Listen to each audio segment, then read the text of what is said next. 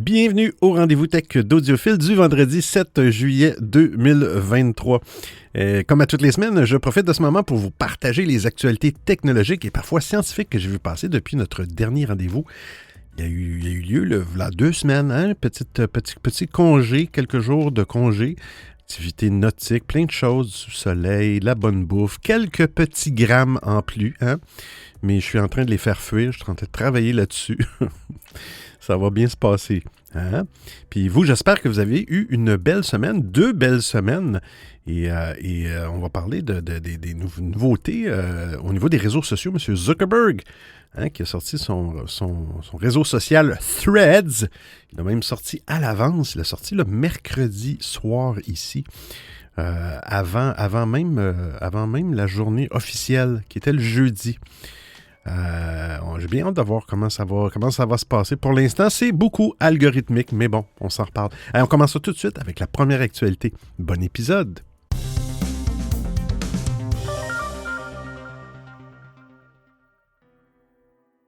Windows 10 et 11, la dernière mise à jour, empêche Office et Outlook de s'ouvrir. Quelle surprise! Eh bien, la dernière mise à jour pour Windows 10 et 11 accumule les problèmes de son petit nom, hein, la fameuse KB 502.72.31. Eh bien, provoque un bug qui empêche les utilisateurs d'ouvrir certaines applications Office ainsi que Outlook. Bien, voici comment résoudre ce problème. La firme de Redmond a mis à jour sa documentation Windows Health Dashboard pour fournir les détails nécessaires sur ce problème et offrir aux clients concernés des solutions. Microsoft indique que ce bug affecte plus spécifiquement Office 32 bits installé sur Windows 10 et 11 64 bits.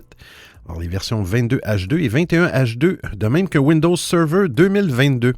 Même si Microsoft a modifié l'installation par défaut d'Office de 32 bits à 64 bits en 2018, de nombreuses personnes utilisent encore Office 32 bits. Cependant, le bug n'est rencontré qu'avec certains antivirus. Selon Microsoft, il ne se produit que sur les systèmes utilisant les versions de Trellix Endpoint Security, antérieure à 35.31.25. C'est assez précis. J'ai l'impression que c'est des antivirus plus dans les entreprises pour monsieur, madame, tout le monde. Les utilisateurs concernés par le bug peuvent résoudre ce problème tout simplement en mettant à jour Trellix Endpoint Security Agent vers la version 35.31.25 ou plus récente. Bien que Microsoft n'ait mentionné que cet antivirus, d'autres applications peuvent causer ce bug. L'éditeur de Windows recommande donc aux personnes qui utilisent d'autres antivirus et qui n'arrivent pas à ouvrir des applications Office de contacter le service client de leur fournisseur.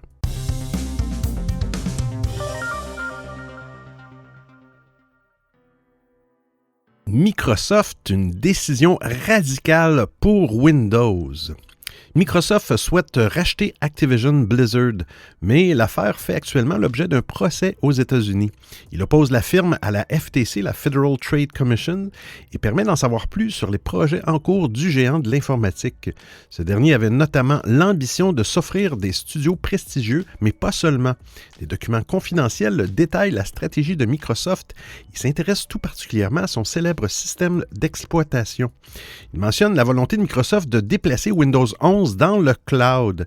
Et je cite, s'appuyer sur Windows 365 pour offrir un système d'exploitation Windows complet diffusé depuis le cloud vers n'importe quel appareil, indique l'une des pages du document.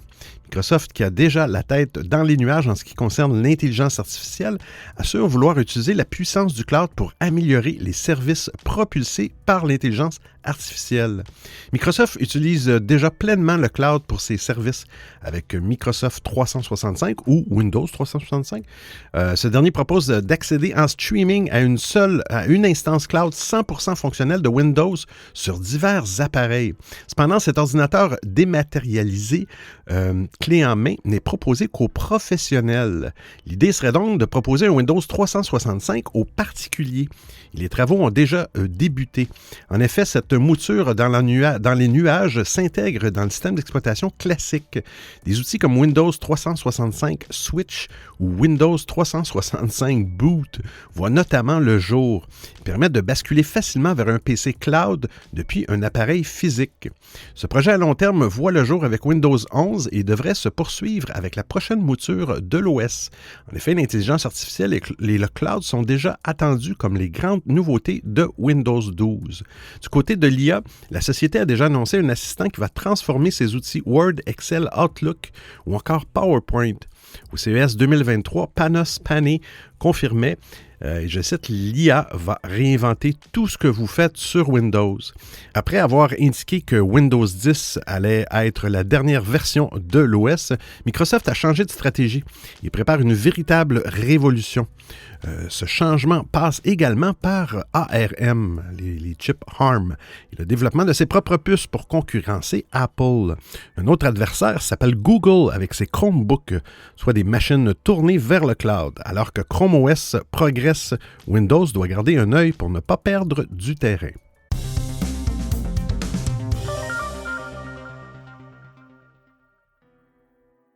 iOS 17 vous permettra de choisir l'application de messagerie.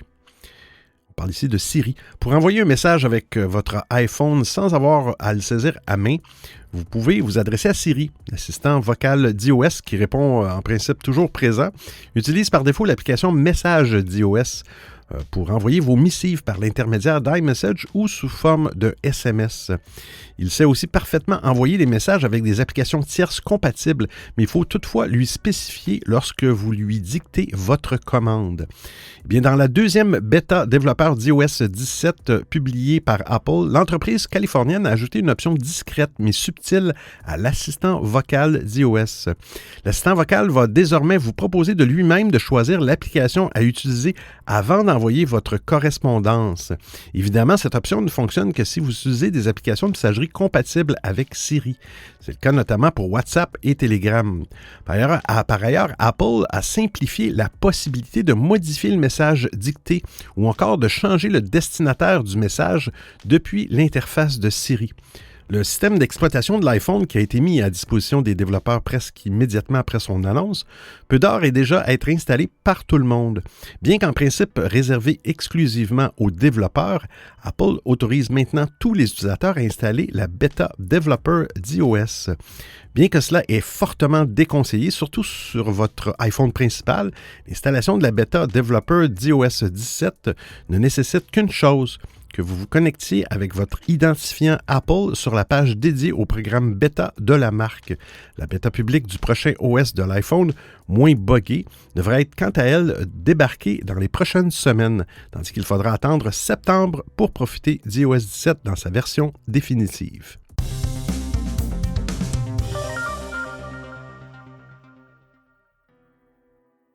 Les iPhone 15 auront une meilleure autonomie.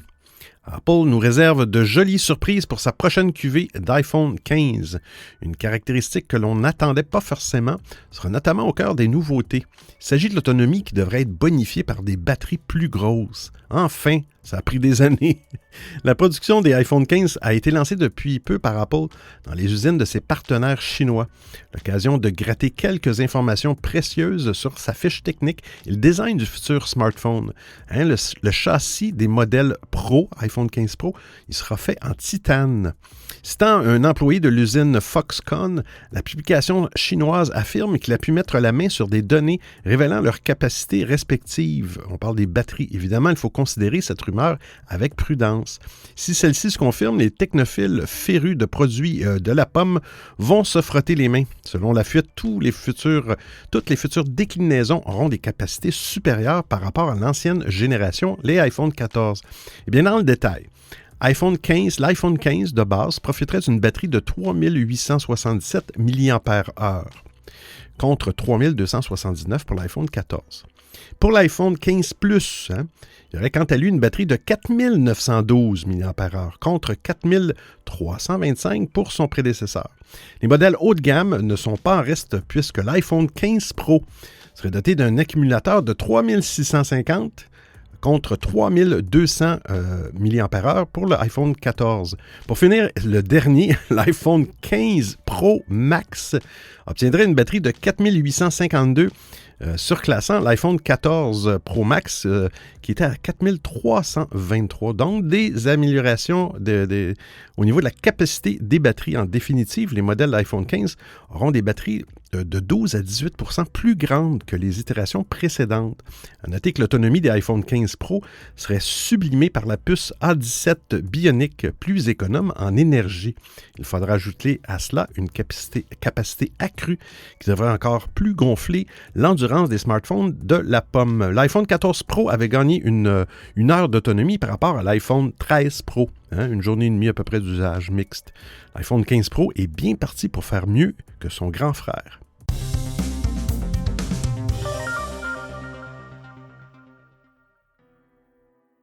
Google Pixel 8 pourrait remplacer votre PC.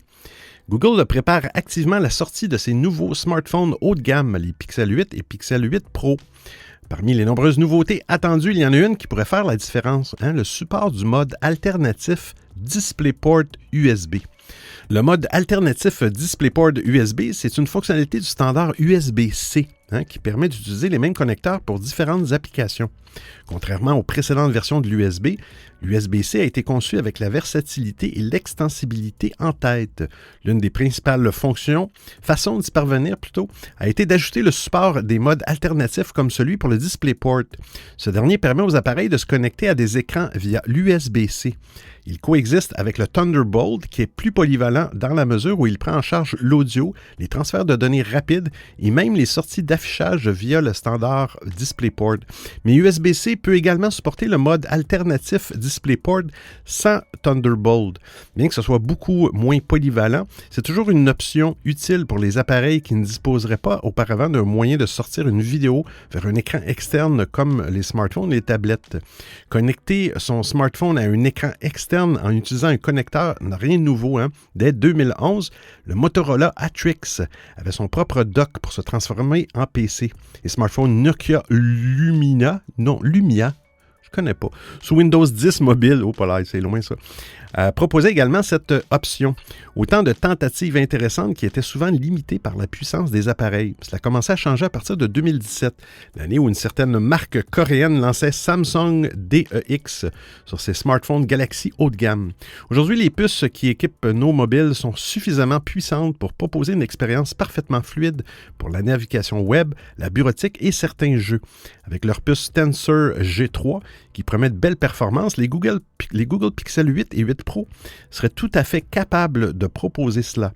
Ajoutez à cela une interface basée sur des applications de Google et les smartphones pourraient faire tourner l'équivalent d'un Chrome OS.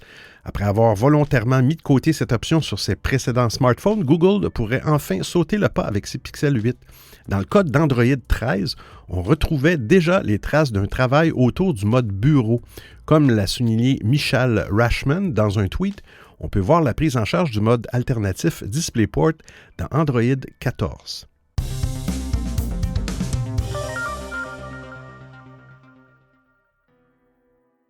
Twitter est à l'agonie et Instagram avance la sortie de Threads.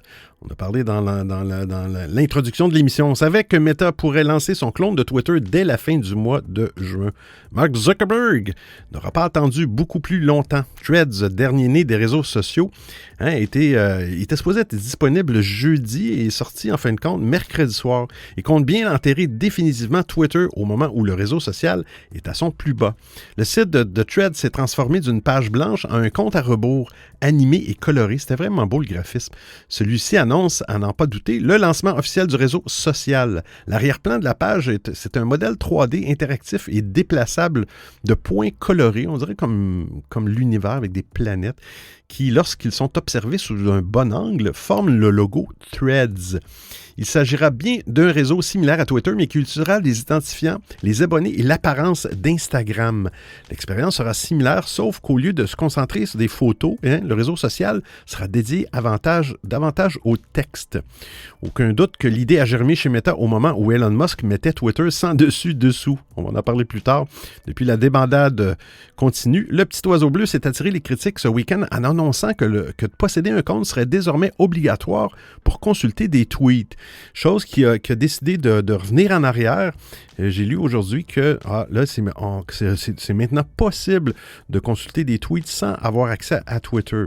Cette obligation s'accompagne aussi d'une limite de 600 tweets par jour. Elon Musk a limité ça. Je pense que c'est rendu maintenant à 1000 tweets par jour.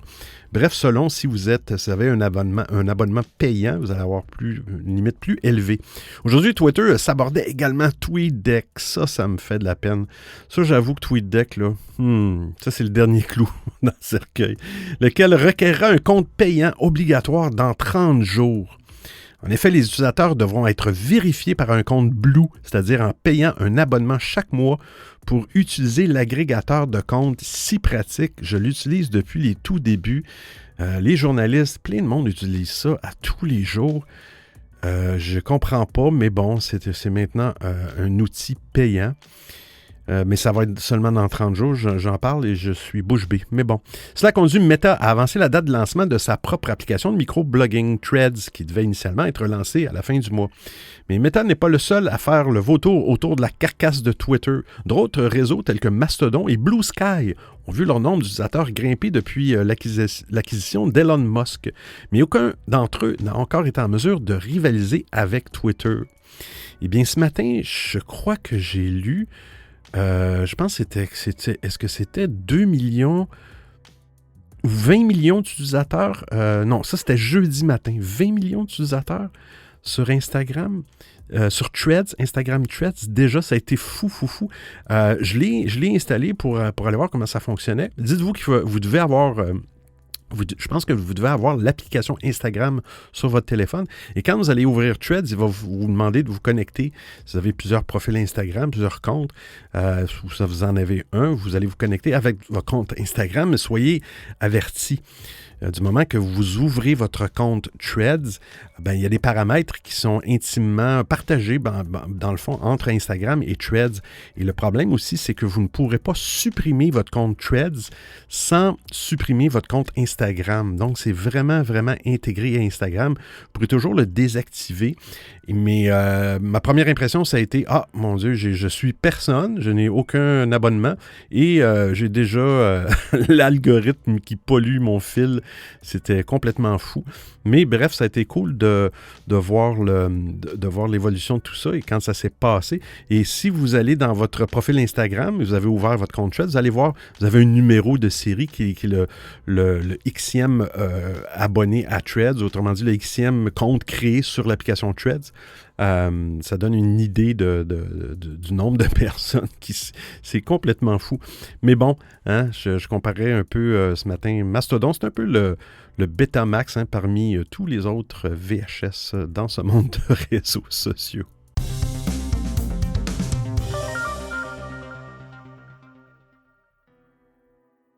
Waze vers la disparition des signalements de radars. Non, pas vrai. Waze a été racheté en 2013 par Alphabet, la maison mère de Google. Depuis, les deux applications se tirent la bourre.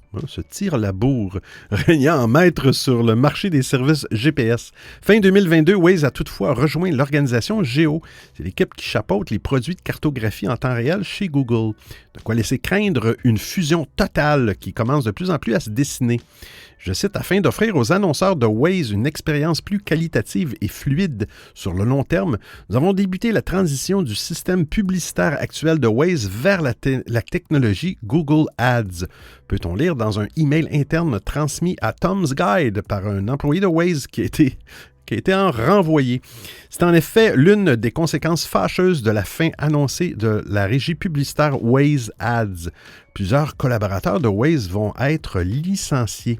Un contexte morose qui amène forcément son lot de questions. L'application Waze est-elle vouée à disparaître pour laisser le champ libre à Google Maps. Malmené par le déclin récent de ses revenus publicitaires, le géant réfléchit sérieusement à fusionner certains produits pour être plus compétitif. Le géant de Mountain View pourrait ainsi se résoudre à fusionner les fonctionnalités de Waze avec Google Maps pour proposer une application unique. Certains y verront un gain de simplicité bienvenu. Nombre d'utilisateurs de Waze accuseront forcément le coût. L'application conçue par Ehud Shabtai.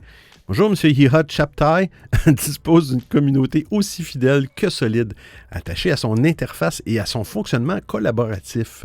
L'application bénéficie ainsi déjà des signalements des utilisateurs de Waze pour générer des itinéraires en fonction du trafic. Une autre fonctionnalité très appréciée a également été reprise par Google Maps, le signalement des radars qui n'est toutefois pas disponible en France. Pourquoi? Si Waze venait à disparaître, eh bien, ses utilisateurs français vont espérer que Google se décide enfin à intégrer la fonctionnalité sur la version française de son service. Sinon, il existe plusieurs applications qui localisent les radars disséminés sur votre itinéraire. On pense notamment à Coyote, qui est payant, et à CamSam.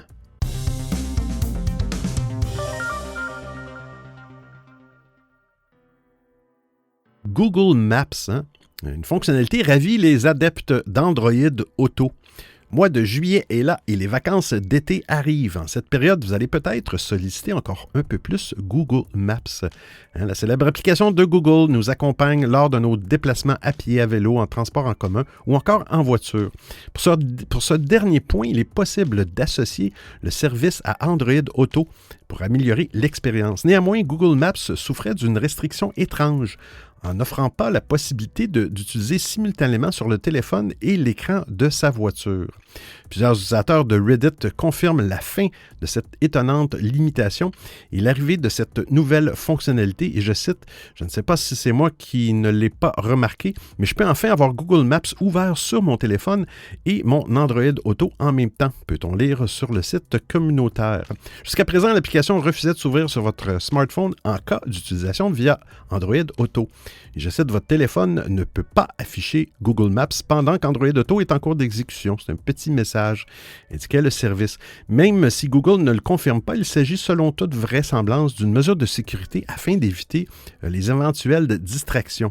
Mais pour de nombreux adeptes d'Android Auto, il s'agissait d'un inconvénient majeur.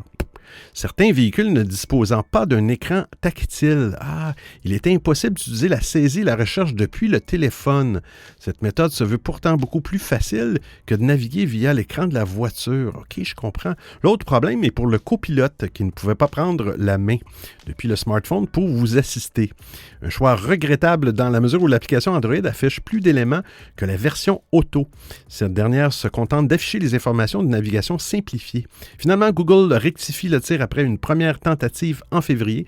Il faudra guetter les mises à jour. En effet, la firme procède généralement par vague. Il faut parfois quelques jours avant de pouvoir bénéficier d'une nouveauté. Vous écoutez le Rendez-vous Tech d'Audiophile.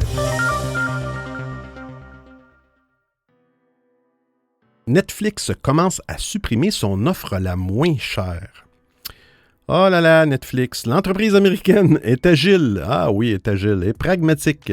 Après avoir regardé la rentabilité de ses différents abonnements, Netflix a fait le choix de supprimer sa deuxième offre la moins chère au Canada, celle qui ne propose pas de publicité et qui était facturée à 9,99 $ canadiens. Désormais, les nouveaux clients ou ceux qui souhaitent changer de forfait vont devoir passer à l'offre avec publicité, 5,99 $ par mois, ou payer 16,49 $ par mois pour l'offre standard sans publicité. Un changement qui n'est pas évidemment du goût de tous, mais le service de SVOD, de vidéo sur demande, sait parfaitement ce qu'il fait. Il sait ce qu'il fait. De l'argent. Netflix veut pousser ses utilisateurs à payer le prix fort ou regarder des publicités. La raison est simple, ce sont les offres plus rentables pour l'entreprise. Au premier trimestre 2023, aux États-Unis, Netflix a même vu son abonnement standard avec pub lui rapporter plus d'argent que la formule standard sans pub. Une belle performance compte tenu de la différence de prix entre les deux abonnements. 5,99 $ pour le premier et 13,49 $ pour le second. La disparition de l'offre la moins chère sans publicité ne concerne pour l'instant pas la France, mais l'entreprise pourrait rapidement déployer sa nouvelle stratégie si cette dernière porte ses fruits outre-Atlantique. Après avoir connu une forte croissance de leur nombre d'utilisateurs pendant la pandémie, les services de vidéo à la demande ont logiquement vu leurs chiffres baisser par la suite. Toujours leader de son marché, Netflix a décidé de se concentrer sur la rentabilité plutôt que sur son nombre d'abonnés. Pour y arriver, l'entreprise a mis en place de nouvelles mesures. Après avoir augmenté ses prix en France en 2021, Netflix a lancé la nouvelle offre moins chère standard avec pub que l'on connaît aujourd'hui. La troisième étape consistait à faire payer ceux qui partageaient le compte d'un proche. Une stratégie qui semble porter ses fruits, si l'on en croit les derniers chiffres de l'entreprise.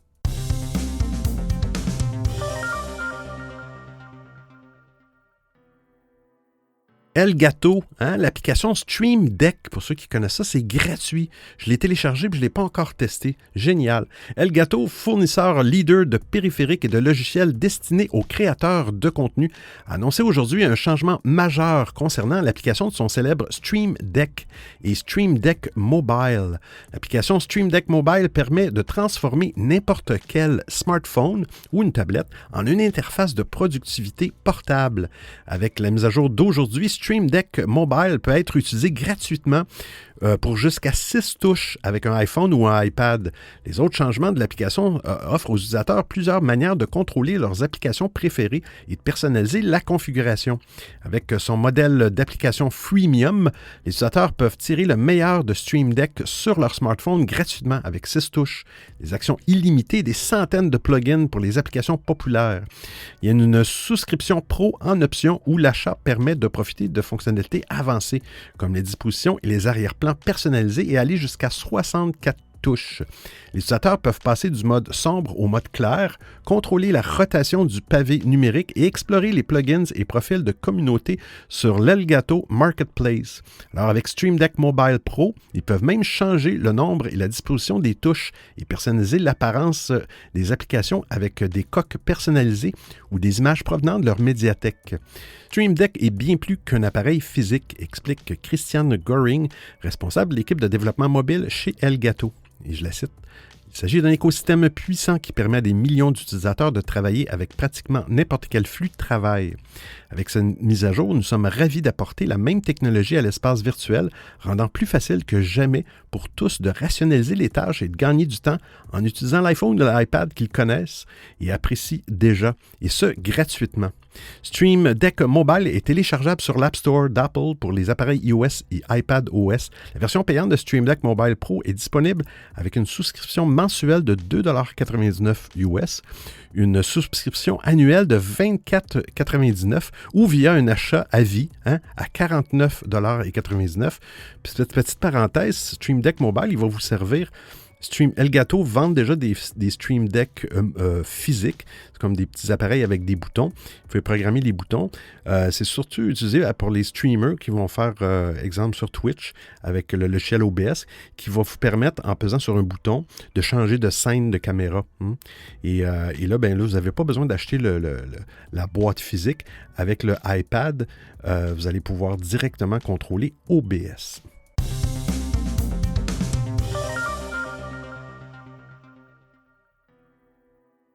Chez Tesla, les modes Elon, qui est une fonction secrète découverte par un hacker. Le hacker anonyme connu sous le pseudonyme de Green the Only a révélé avoir découvert une fonction cachée dans le logiciel des véhicules Tesla, le fameux mode Elon. Ce mode permet au véhicule de conduire tout seul, sans l'aide du chauffeur. Et ce bidouilleur qui a passé des années à fouiller le code des véhicules Tesla a déjà découvert plusieurs fonctionnalités secrètes de la marque.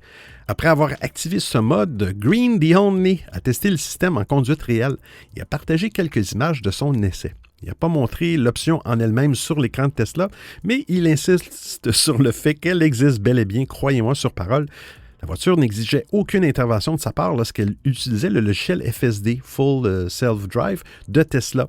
Le système avancé d'assistance à la conduite basé sur la vision de Tesla actuellement en version bêta est disponible pour ceux qui ont payé jusqu'à 15 000 $ pour cette option. Le logiciel FSD a récemment fait l'objet d'un rapport interne révélant des milliers de plaintes de clients concernant des freinages soudains et des accélérations abruptes. Contrairement au système autopilote, le système d'assistance à la conduite de première génération pour autoroute, qui nécessite une interaction physique avec le volant pour confirmer l'attention du conducteur, le mode Elon semble se passer de cette obligation. Alors, les conducteurs se sont souvent plaints de la fréquence des contrôles d'attention du système, ce qui a conduit certains à le qualifier de harcèlement.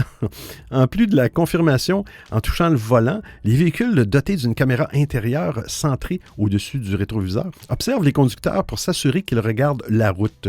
Cependant, le système se montre parfois capricieux, interprétant par exemple le port d'une casquette de baseball comme un manque d'attention à la route. Lors du test de près de 1000 km en mode Elon, aucune sollicitation de ce type n'a été révélée par Green the Only. Le test a été effectué à bord d'une Tesla Model X de première génération. Il souligne que le logiciel Tesla est plus sûr que jamais comparé à 2017, lorsqu'il a commencé à l'inspecter. Malgré sa capacité à contourner constamment la sécurité Tesla, le hacker précise que le soin apporté par le constructeur à son logiciel est d'un niveau rarement vu en comparaison de ce qu'il a pu voir dans d'autres voitures.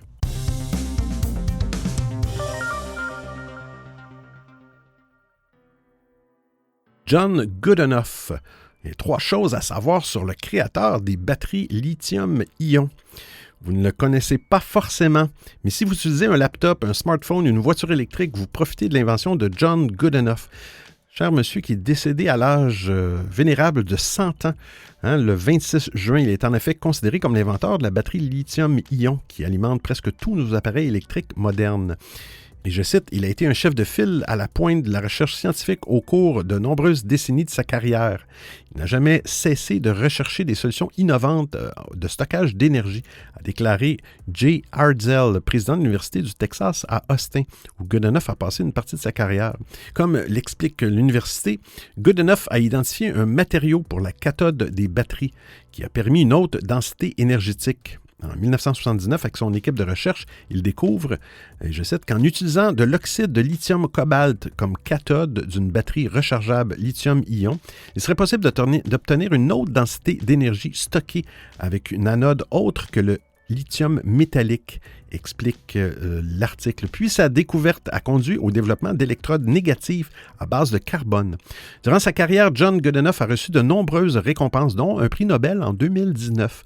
Plus exactement pour ses travaux sur les batteries lithium-ion.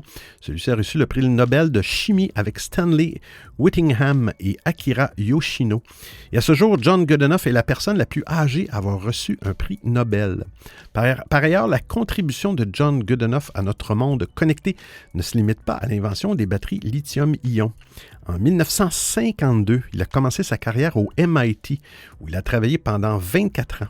Et selon l'Université d'Austin, ses travaux au MIT ont contribué au développement de nos mémoires d'ordinateurs.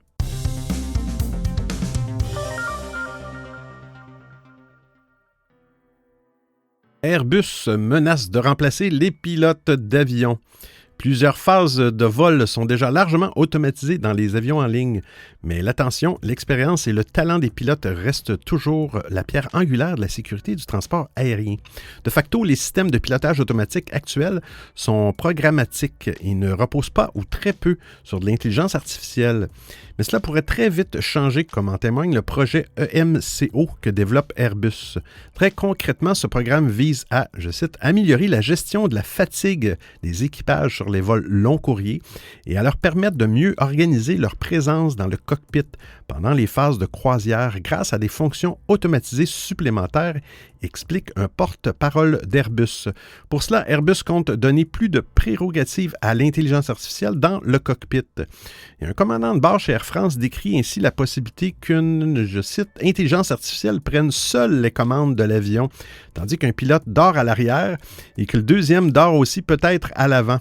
Et lui voit ça comme une vision cauchemardesque. En fait, à l'heure actuelle, il peut y avoir jusqu'à 4 pilotes dans les vols long courriers, dont 2 en permanence aux commandes. Une manière de préserver la fatigue en organisant des rotations, mais aussi d'effectuer plus de vérifications croisées. Avec son nouveau système, Airbus pourrait convaincre à terme la plupart des compagnies de se contenter désormais d'un minimum de 2 pilotes par souci de rentabilité. En croire le SNPL, la technologie EMCO pourrait arriver très vite, d'ici à peine 2 ans, en commençant par les Airbus A350. De son côté, Airbus se défend de toute intention hostile envers la profession. Il souligne que le dispositif ne vise qu'à accroître la sécurité des vols et l'efficacité des compagnies aériennes. Et l'avionneur d'insister, je cite, « Nous pensons que les pilotes resteront au cœur des opérations dans le futur. »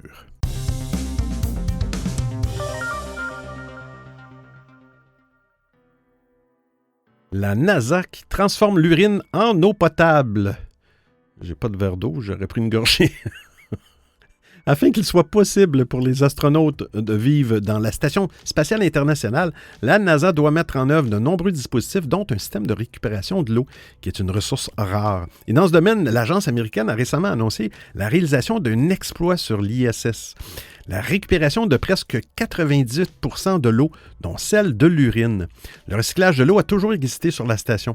Cependant, avec l'ancien dispositif, le taux de récupération n'était que de 93 à 94%. Quand même bon, mais le traitement de l'eau a récemment été amélioré grâce à un nouveau dispositif appelé le Brine Processor Assembly, ou BPA. Le système de gestion de l'eau de la Station spatiale internationale inclut un déshumidificateur qui récupère l'humidité provenant de la sueur des astronautes, ainsi que de la buée de la respiration. Un autre sous-système appelé Urine Processor Assembly récupère l'eau de l'urine grâce à un procédé de distillation. Cette distillation produit de l'eau, mais également de la saumure d'urine, qui contient encore de l'eau récupérable. Il en reste encore. Et c'est là qu'intervient le BPA. Celui-ci va extraire l'eau restant contenue dans la saumure. Et la NASA estime que grâce au BPA, le système est en mesure de recycler près de 98% de l'eau. La NASA admet que l'idée de boire de l'eau récupérée à partir de l'urine peut dégoûter certaines personnes. Ben non. Mais l'agence assure que le résultat obtenu est supérieur à ce que proposent les réseaux de distribution d'eau sur Terre, quand même. Et je cite, « Le traitement est fondamentalement similaire à certains systèmes de distribution d'eau terrestre, juste fait en microgravité », explique Jill Williamson, responsable des sous-systèmes d'eau. Moi, je suis responsable des sous-systèmes d'eau. L'équipage ne boit pas d'urine, ils boivent de l'eau qui a été récupérée, filtrée et nettoyée de manière à ce qu'elle soit plus propre et ce que nous buvons ici sur Terre, que ce que nous buvons ici sur Terre. Quand même, nous avons mis sur place de nombreux processus et de nombreux tests au sol pour garantir que nous produisons de l'eau propre et potable. Sur l'ISS, l'eau récupérée subit un filtrage spécial, puis passe par un réacteur catalytique qui élimine les traces de contamination. La pureté est testée par des capteurs qui font une sorte de tri. Et l'eau acceptable subit aussi un traitement à l'iode pour empêcher le développement des microbes avant d'être stockée. Mais ce système permet la survie des astronautes qui ont un besoin de 3,7 litres par jour et par personne pour leur consommation, pour cuisiner et pour l'hygiène.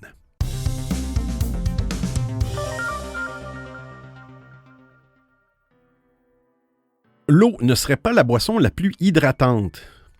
Vous avez soif, vous pensez vous hydrater avec un verre d'eau. Si le rôle de l'eau dans l'hydratation du corps n'est plus approuvé, une étude menée par l'Université de St. Andrews en Écosse démontre que d'autres boissons pourraient surpasser l'eau en matière d'hydratation.